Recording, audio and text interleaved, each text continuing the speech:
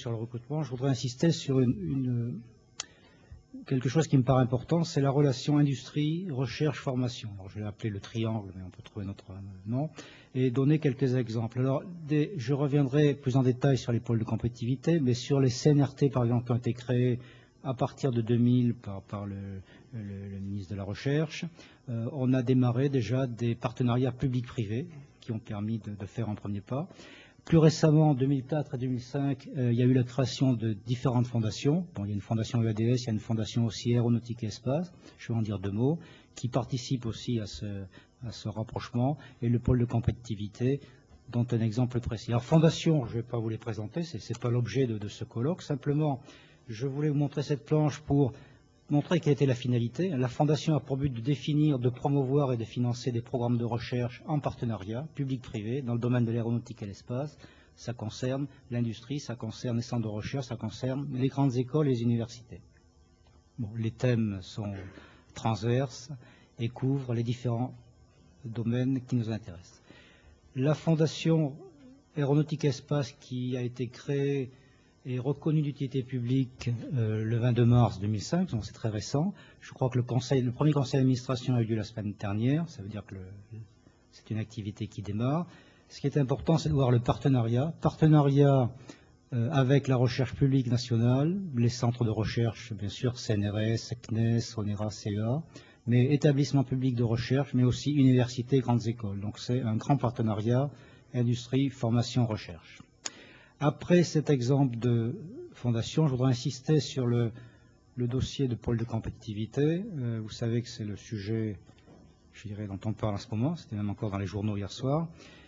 105 dossiers ont été déposés. Je voudrais simplement faire, à titre d'exemple, une petite présentation du dossier qui a été déposé par les deux régions, Midi-Pyrénées et Aquitaine, sur un pôle de compétitivité qui s'appelle Aéronautique, Espace et Systèmes embarqués.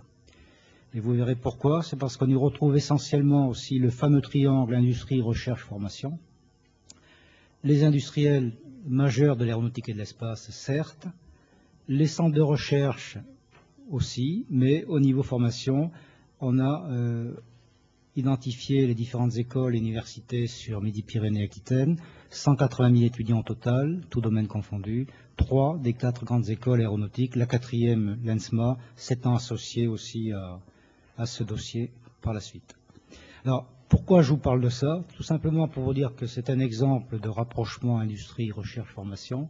C'est un pôle d'ancrage régional, certes, mais qui a une vocation nationale et internationale. C'est un des objectifs de ces pôles. Dans ces dossiers, on trouve beaucoup de projets de recherche, mais on trouve aussi des projets dits structurants, et j'en ai identifié 2 pour cette journée.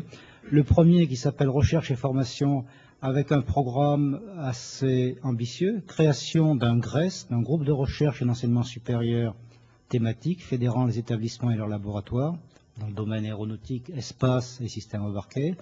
La création aussi d'une école doctorale aéronautique et astronautique, offrant une formation doctorale à visibilité internationale, puis une évolution internationale du GE, du groupe des écoles aéronautiques. Alors, je ne le présenterai pas dans le détail, simplement regarder le contenu du programme et qui montre un petit peu l'ambition de ce dossier, développer une vision stratégique, proposer des politiques de formation, axes de recherche, école doctorale internationale, on l'a déjà dit, coordonner l'offre de formation, diffuser la culture scientifique et être l'interlocuteur des donneurs d'ordre pour structurer l'offre de recherche. Le deuxième projet structurant que j'ai identifié, qui nous donne un éclairage sur ce sujet, c'est la création d'un Aerospace Campus qui sera à proximité de l'ONERA et du CNES à Toulouse, qui accueillera 1000 chercheurs environ provenant de l'ONERA, de ADS, provenant du CNRS et d'autres domaines. Un déménagement potentiel, qui est en cours de discussion de l'ENSICA pour se rapprocher de SuperAero et de l'ONERA, des plateformes structurantes pour la formation, etc., etc. Tout ceci pour illustrer les objectifs de ce dossier. Donc au total, c'est environ 2500 personnes qui seront accueillies avec la proximité des industries aéronautiques et spatiales.